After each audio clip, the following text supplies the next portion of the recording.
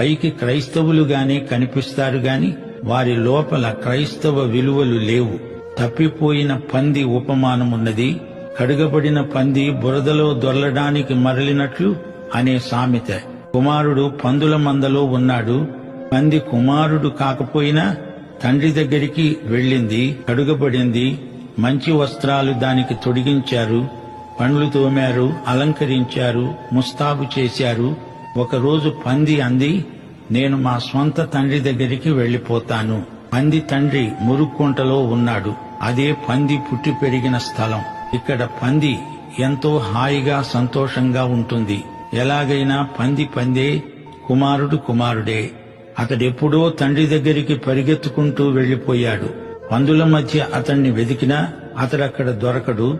అతని అడ్రస్సు మారింది.